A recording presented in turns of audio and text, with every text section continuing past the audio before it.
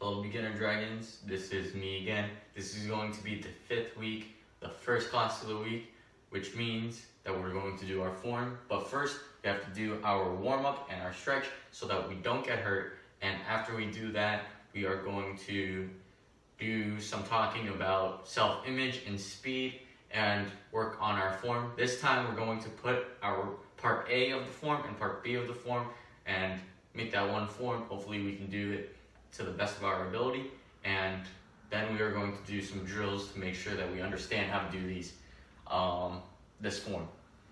So first we are going to do the warm-up. I'm not going to time myself, but I hope you guys are timing yourself. You guys should be doing this about 30 seconds on every single warm-up slash section of the warm-up. So first, we are going to do regular jogging. It's not going to be full-on sprinting, but it's also not going to be just walking. It should be around the middle. This makes our heart rate go higher so that we are warmed up and ready for our workout. So first, little jogging. Again, this isn't fast, this isn't slow, it's right in the middle. And again, I'm not going to time myself, but I hope you guys will. So again, 30 seconds of this. If you want to add something else for other muscle groups, you can kick your butt. This helps stretch your hamstrings and also works out different muscles such as your quads. You could also do high knees, but I'm just going to do regular jogging for the sake of it. So after 30 seconds of this, we can move on to a different jogging style, such as high knees or kicking your butt, or you can move on to what I'm about to do. So now we are going to do combat sprints, only up to 5, which is when we do one exercise and then switch off to a different exercise, like we did with the push-ups and the back fist punches. So this time we are going to do push-up, crunch, and that is going to be 1. And then we are going to do 1, 2, and then 1, 2, 3, and so on and so forth. So combat sprints, push-up into a crunch. Hopefully you can see me. And then we are going to do 2 push-ups, 1, 2, 2 crunches, 1, 2, 3 push-ups, 1, 2, 3, 3 crunches, 1, 2, 3, 4 push-ups, 1, 2, 3, 4, 4 crunches, 1, 2, 3, 4, 5 push-ups, 1, 2, 3, 4, 5 sit-ups. Remember, when you do these sit-ups, you want to cross your arms right over your shoulders so that you aren't using your arm muscles to swing yourself up. And 1 more. And now we're going down. So we just did 5, so we're going to do 4, 3, 2, and then back down to 1. 1, 2, 3, 4. Make sure that when you do your push-ups, your back is flat. 1, 2, 3, and 4. 3 more. 1, 2, 3. 1, 2, 3. 2 more. 1, 2,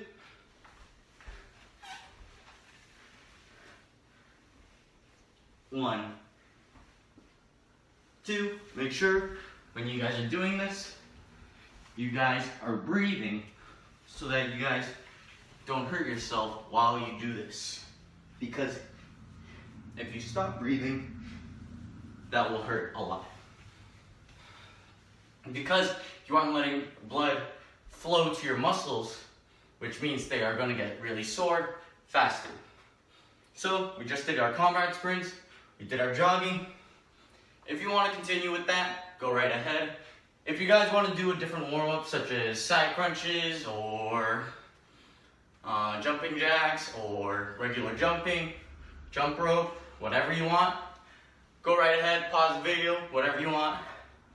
Now we are going to move on to dynamic stretching. If you guys don't know what dynamic stretching is, it helps you stretch while also keeping your body in motion, which means our bodies are still going to be warmed up, but we're also stretching at the same time. So this includes some stretch kicks, which is kicking as high as you can.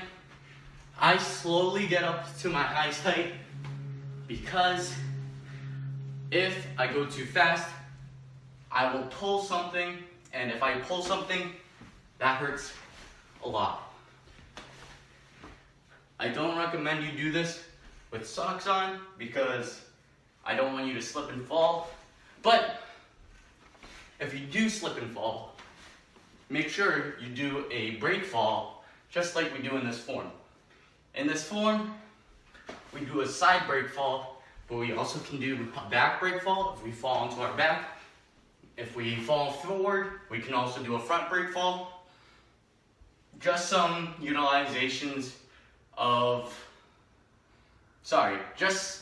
ways to utilize a break fall just like in our form. So, we stretched our legs a little bit. So now we are going to stretch our arms while also keeping them in motion. So, big arm circles. This stretches our shoulders while also giving them a little warm up as well. If you want, you can do small arm circles. This lets them burn a little more, but it also stretches them at the same time. So they're still getting warm up, just a harder warm up than big circles. I don't care which one you do, just make it consistent throughout the whole thing. So I'm going to be doing small circles. You guys can do whatever you want. Make sure you're breathing the whole time.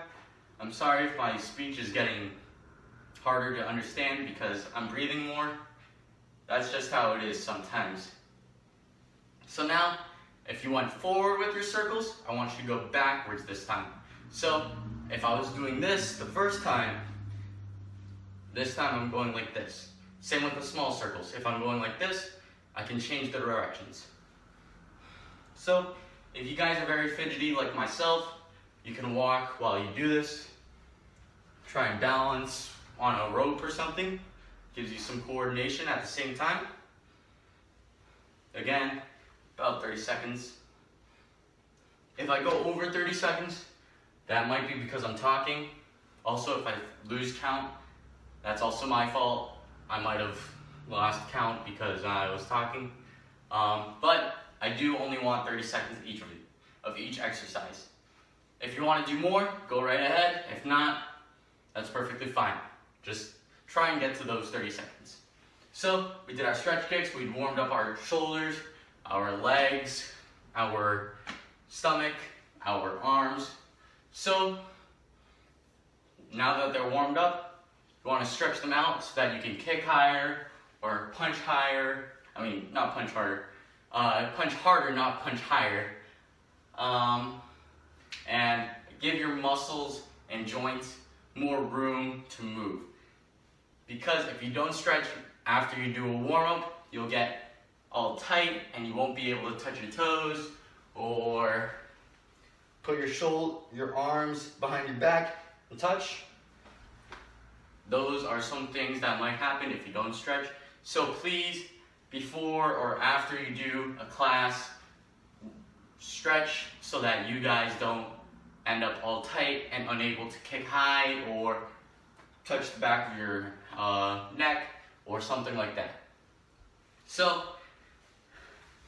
we're gonna sit down, like I always do. Feet together, touch your toes. If you can touch your toes, touch your heels. I'm just gonna touch my toes. If you can't touch your toes or your heels, touch whatever you can. So if you can touch your ankles, touch your knees, thighs, whatever you need, but keep your back straight at the same time. So instead of hunching over like this, I want you to keep your back straight and push as far as you can. This time, instead of 30 seconds, we're going to do 10 seconds. Same with all of the other stretches. So if I go a little over or a little less, please do for 10 seconds, because that is what's recommended by a lot of physicians, I believe. I forget the term, but I know people recommend it, and they're professionals. So please, 10 seconds. Now, after we do this, we're going to spread our feet, make a V, touch as far forward as you can. So, as far as you can. If you can go really far, try and touch your elbows. If you can touch your elbows, try and touch your chest. But make sure your toes pointing straight up instead of pointing forward, because that makes it so the stretch is way easier. Again, 10 seconds. Keep your chin up. Gives you a little extra stretch. I apologize if I'm doing these stretches wrong. And it's also hard to concentrate while I am speaking. So, one side, touch your toes. Go over if you want to. This also stretches right here. So either go straight to it or go over the top. If you can do that, try and pull your heel off the ground. I don't know if you can see that, but my heel is off the ground, so if you had a piece of paper, you could slide it underneath. So if you can touch your toes, try and pull them off the ground. Also, go over the top if you want. Same with the other side. Grab your toes, pull them up if you can, and go over the top.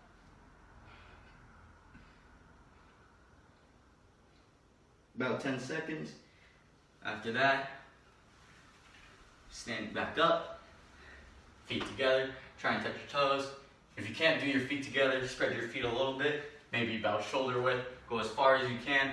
If you can't touch the ground with your feet together, try with your elbows. So try and touch the ground with your elbows.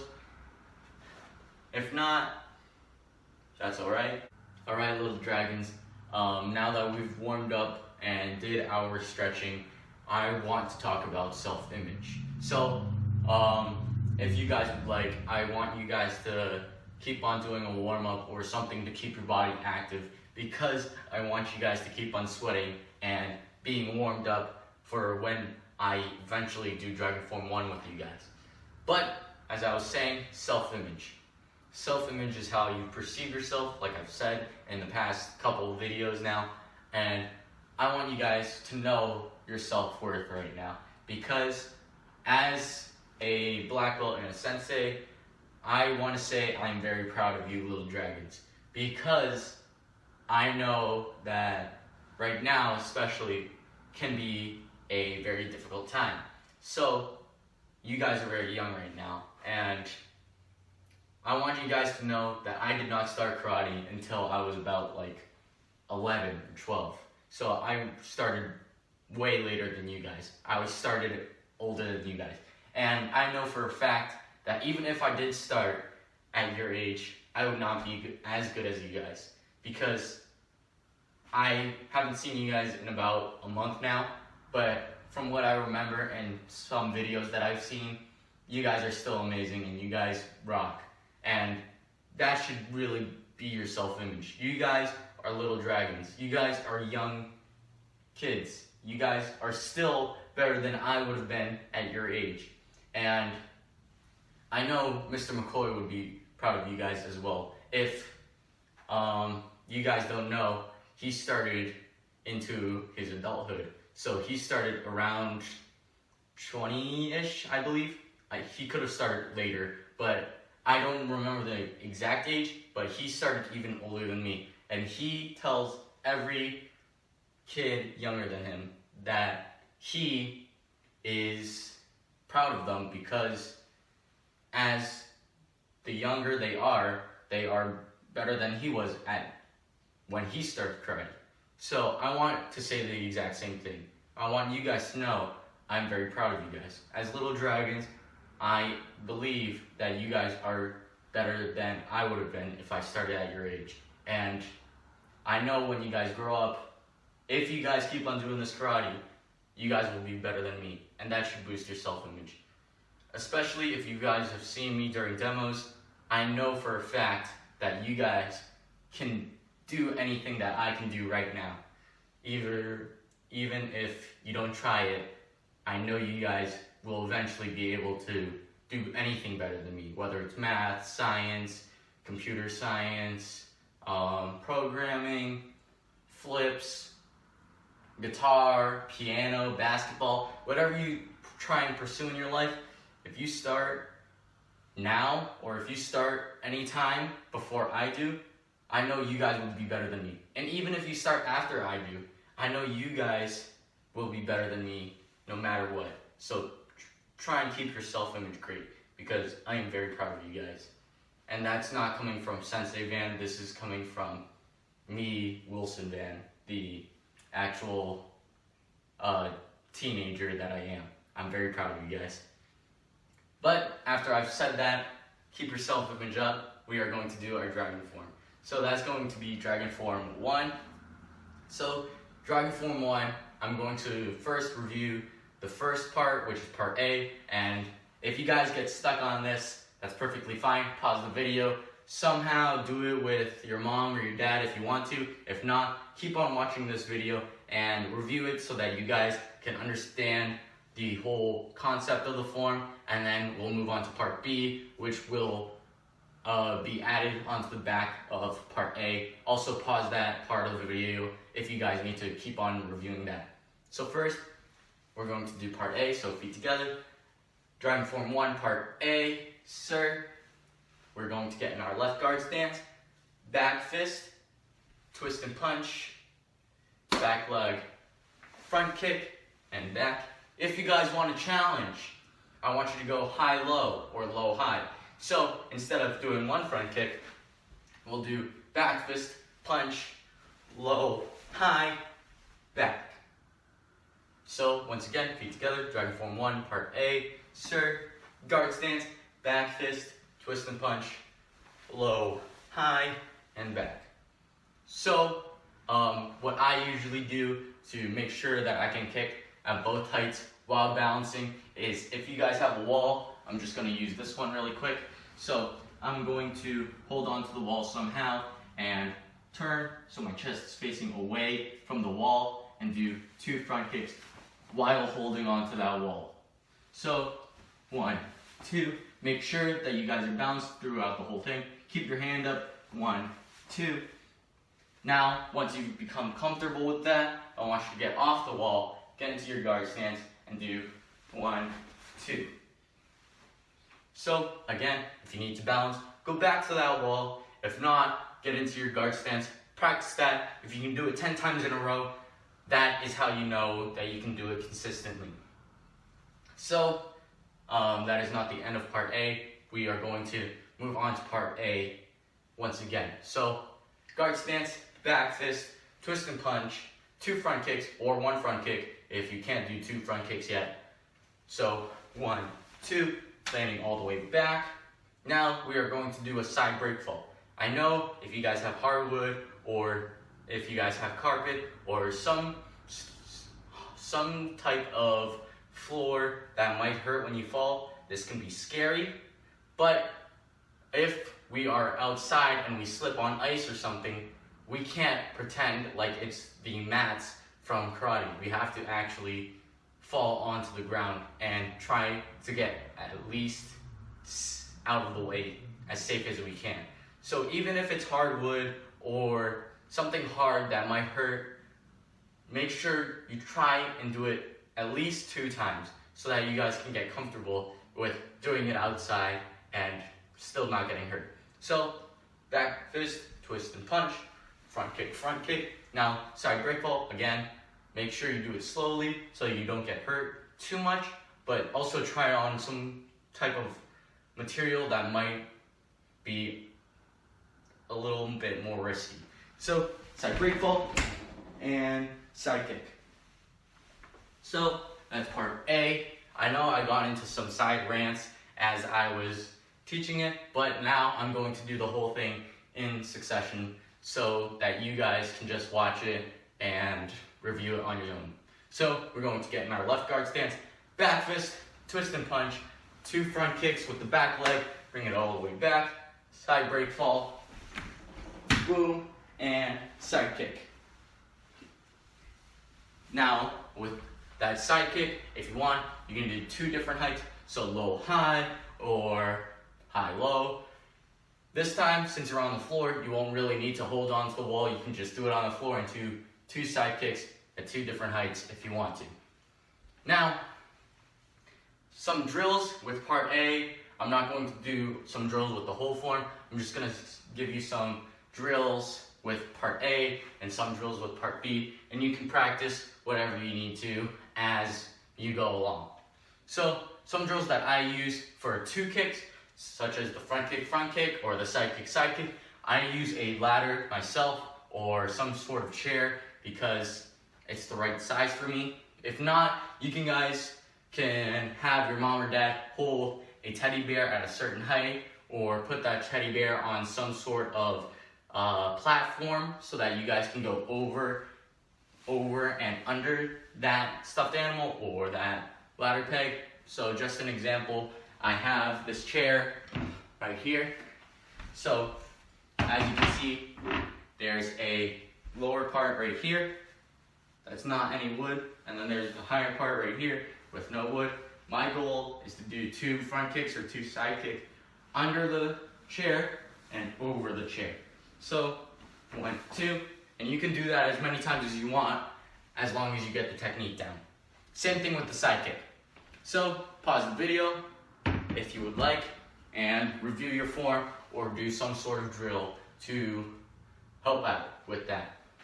Now, I'm going to move on to part B. So once again, pause the video if you want to review part A. If not, I'm just going to continue with part B. So part B, feet together, driving form 1, part B.